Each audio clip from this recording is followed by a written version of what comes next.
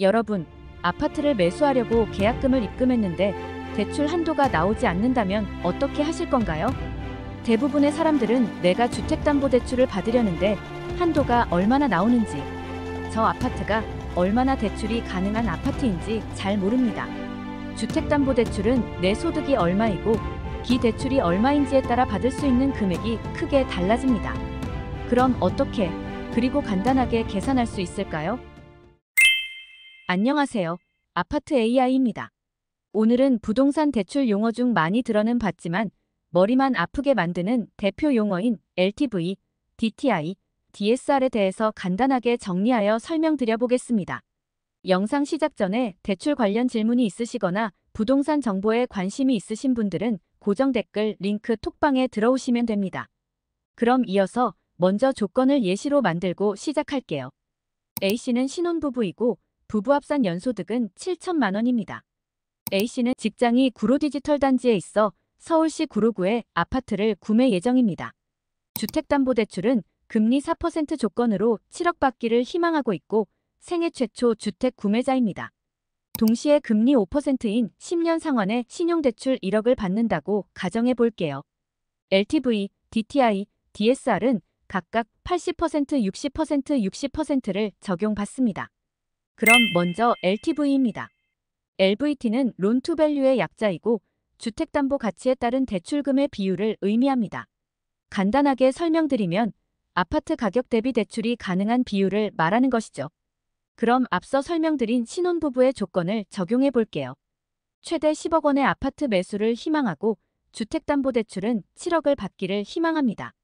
이 신혼부부의 경우 생애 최초 주택 구매자이기 때문에 LTV 80%를 적용받습니다. 그럼 아파트 금액 10억 원에서 80%의 금액이 대출 가능하다는 의미이고 10억 원에서 80%인 8억 원의 대출이 가능합니다. 따라서 LTV 조건만 보면 현재 받고자 하는 7억 대출은 문제가 없는 것이지요. 그러나 LTV만 보고 나는 대출이 가능하겠네라고 생각하면 안 됩니다. 아직 DTI와 DSR이 남았습니다. 다음으로는 DTI입니다. DTI는 Debt to Income의 약자이고 총 부채 상환 비율을 의미합니다. 간단하게 설명드리면 주택담보대출 원리금에 다른 대출의 이자를 더한 금액을 말합니다. 즉, 주택담보대출 원리금 플러스 기타 대출 이자에서 연봉을 나눈 값이 되는 것입니다. 그럼 이 신혼부부는 주택담보대출 원리금의 경우 인터넷 이자 계산기를 활용해 보니 월 약 238만 원이 나오고요. 연으로 계산해야 하니 1년으로 환산하면 약 2,860만 원이 나옵니다. 그리고 기타 대출에서는 신용대출 1억 원을 금리 5%로 받을 예정이니 1억 원에다 0.05를 곱하면 500만 원이 나옵니다. 그럼 연에 내는 금액을 모두 더하면 약 3,360만 원이 되고 여기에 연소득 5천만 원을 나눠주면 약 67.3%로 60%를 넘어서기 때문에 대출이 불가능합니다. 그럼 다음은 DSR을 확인해 보겠습니다. 먼저 DSR은 Debt Service Ratio의 약자이고 총 부채 원리금 상환 비율을 의미합니다. DTI는 총 부채 상환 비율을 의미했다면 DSR은 총 부채 원리금 상환 비율을 의미하는 것이지요. 간단하게 설명드리면 대출자의 소득 대비 모든 부채에 대한 원리금 상환액 비율을 의미합니다. DTI와 DSR 모두 주택담보대출의 원리금은 동일하나 DTI의 경우 기타 대출에 대한 이자만을 고려했다면 DSR은 모든 대출의 원금과 이자를 합산한 것이지요. 그래서 DSR 비율이 DTI 기준보다 높게 측정됩니다. 앞서 설명드렸던 DTI의 경우 주택담보대출 원리금인 2,860만 원에 신용대출 이자 500만 원만 더했다면 DSR은 주택담보대출 원리금인 2,860만 원에 신용대출 원리금인 2,260만 원을 더한 후 연소득을 나눠야 하는 것입니다.